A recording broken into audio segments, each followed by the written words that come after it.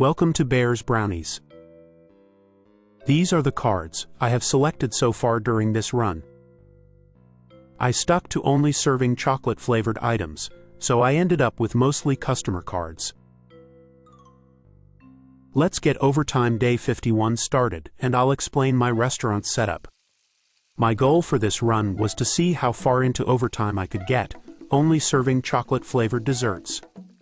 The most efficient chocolate-flavored item to produce is brownies, with one of the quickest cooking times per item to make, and one of the shortest eating times among the bakery desserts, which, since the last card choice, resulted in picking leisurely eating, causing eating times to increase by 300%. The latter advantage is very important.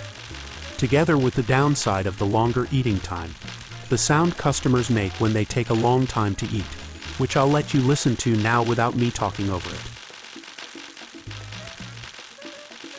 Makes leisurely eating one of my least favorite cards. I'm going to go ahead and mute the in-game sound, so you don't have to listen to it for the whole day. Between leisurely eating and all-you-can-eat, which allows customers to order twice, an overtime day takes over 20 minutes, so I'm going to speed up the game now, so you don't have to sit here for the full 21 minutes this day took to play out in real time. Watching at 4x speed, it's almost as if customers are eating normally. Luckily, I got the instant service card, causing customers to place their own food order as soon as they sit down, so the restaurant is fully automated.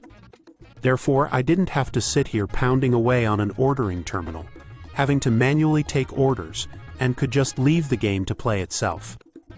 A card I would normally hate more than leisurely eating is Picky Eaters, which lets customers leave food on plates which must be thrown out, one of the few things that currently can't be automated in the game. However, since desserts are not served on plates, there are no plates to be cleaned or trashed afterwards, making Picky Eater an instant pick in a cake run, being a free card with no downsides. Some other free cards, in other words, cards that have effectively no negative effect on the restaurant that I picked up during this run were Photographic Memory, customer orders are hidden when not nearby, and Personalized Waiting, allows customers to change their order shortly after giving it.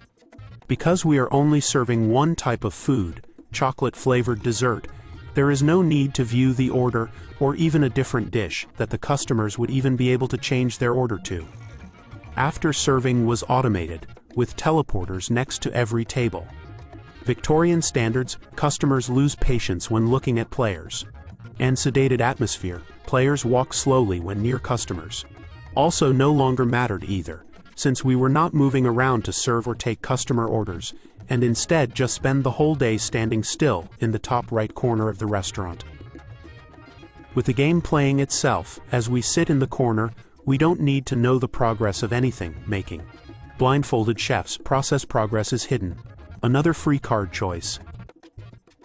After putting down rugs on all tiles where messes could spawn. Health and safety, customers are slowed by messes. And relaxed atmosphere, increase messes created by customers. Became free cards, since there was no tiles for the increased mess to spawn on. And with no mess to walk on, there is nothing to slow the customers down. Finally, simplicity, desks can only be used once. Was picked up late enough in the run, after I finished doing all the research I would need, so presented no drawback. The few cards that did matter were the other food cards, cupcakes, donuts, and sponge cake, that I picked up during the run. Even though I didn't have to serve any of them, since customers only order the chocolate flavor, instead of a particular bakery dessert. Each of the cake food cards add plus 15% to the customer count, as well as take up restaurant space, from having to store their trays and related cooking supplies to make each recipe, even if they aren't actively being served to any customers. The two cards, medium groups, plus 2 to maximum group size and plus 1 to minimum group size, and flexible dining, plus 1 to maximum group size and minus 1 to minimum group size, meant having to redesign the dining room. Originally, I had mostly simple cloth tables, which each sat only a maximum of 2 customers, but allowed them to share food, only requiring 1 brownie to be served. Meaning, I needed half as much brownie production as well as was able to fit in many more tables. I used to be able to serve over 30 tables at the same time, which had to be cut down to only 17 due to having to fit in the larger tables, required from having the increased maximum group size. The card, high quality, all processes 20% slower, slows down the brownie production speed, although because of leisurely eating increasing eating time by 300%, it's hard to notice with the prep stations backed up. Before I picked up the leisurely eating card, I needed 2 brownie setups to be able to keep up with demand. Each brownie setup has 2 trays it cycles between. When one tray is being portioned out, the second tray is baking, ready to take its place, when the first tray is empty. I used freezers to duplicate the brownie tray, but I also have backup trays in the blueprint cabinet behind me, in case the tray doesn't make it back to the freezer before the last customer walks out, which has happened a few times during the run. The only drawback to brownies is they can only be chocolate flavored, not lemon or coffee, but that isn't really a problem for this chocolate flavor only run. The last customer card that mattered was high expectations minus 20% less patience. Not a great card to get, since it affects the outside queue patience. But the exclusive themes increase to queue patience at level 1 helps balance it out. Also, the exclusive theme causes an outside queue to stop inside table patience from decreasing at level 3.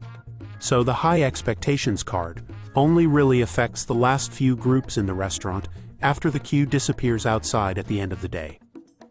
Still, I would have preferred to pick up some other customer cards instead, like discounts, earn 25% less money, or tipping culture, customers pay based on their remaining patience, which both would be good cards to get, since we don't really need more money.